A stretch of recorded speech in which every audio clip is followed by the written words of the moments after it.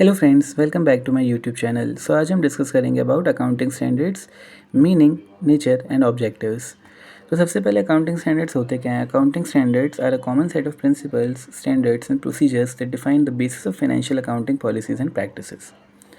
फिर meaning of accounting standards है standard means a generally accepted model और an ideal.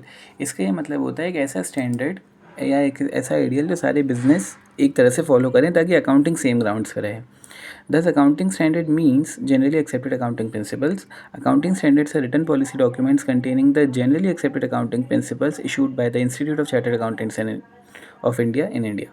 India की जो प्रीमियर या सबसे बड़ी अकाउंटिंग बॉडी है वो ICAI है। तो अकाउंटिंग स्टैंडर्ड्स देने का और अकाउंटिंग के प्रोफेशन को रेगुलेट करने का काम ICAI का ही है। जैसे बैंक्स में जो प्रीमियर अकाउंटिंग बॉडी है वो RBI, बैंक्स की सबसे बड़ी बॉडी, तो वो बैंक को सारे रेगुलेशंस देते हैं कि बैंक कैसे वर्क करेंगे। वैसे ही अकाउंटिंग स्टैंडर्ड्स कैसे ऑपरेट होंगे, अकाउंटिंग कैसे चलेगी, वो इंस्ट्रक्शंस देता है the Institute of Chartered Accountants of India.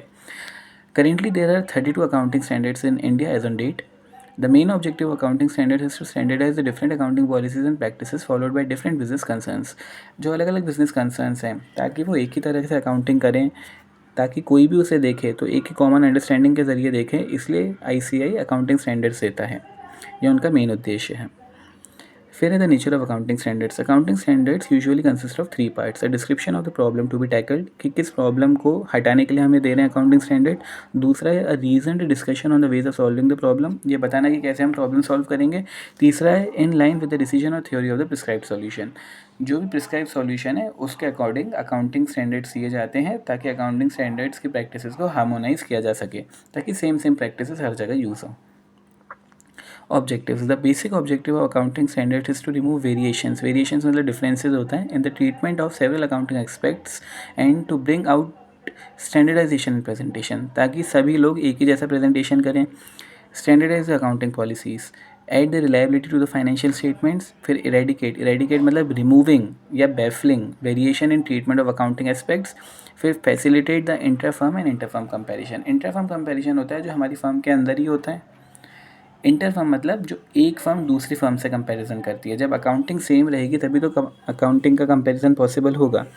For example जो हमने आपको बताया, जैसे 32 अकाउंटिंग स्टैंडर्ड्स अभी तक ICAI ने दिए हैं, जिसका पहला अकाउंटिंग स्टैंडर्ड है AS1 disclosure of accounting policies. वो ये बताता है कि 3 फंडामेंटल अकाउंटिंग अजम्पशन होते हैं: गोइंग कंसर्न, कंसिस्टेंसी, अक्रूवल। ऐसा मान के चला जाएगा कि ये तीनों फॉलो हुए हैं। अगर ये तीनों फॉलो हुए हैं तो उसे अलग से बताने की ज़रूरत नहीं है कि आपने तीनों फॉलो किए हैं, पर अगर फॉलो नहीं किए हैं तो आपको अलग से बताने की ज़रूरत है, क्योंकि वो फंडामेंटली अकाउंटिंग अजम्पशंस हैं, उन्हें माना ही गया है कि वो फॉलो होंगे। तो इसी तरह से बाकी 32 अकाउंटिंग स्टैंडर्ड्स भी बताते हैं कि कैसे बुक्स ऑफ अकाउंट्स को आप मेंटेन करें ताकि एक हार्मोनाइजेशन हो, जितने भी लोग उसे मेंटेन कर रहे हैं उसमें, ताकि आगे कंपैरिजन ईजी हो।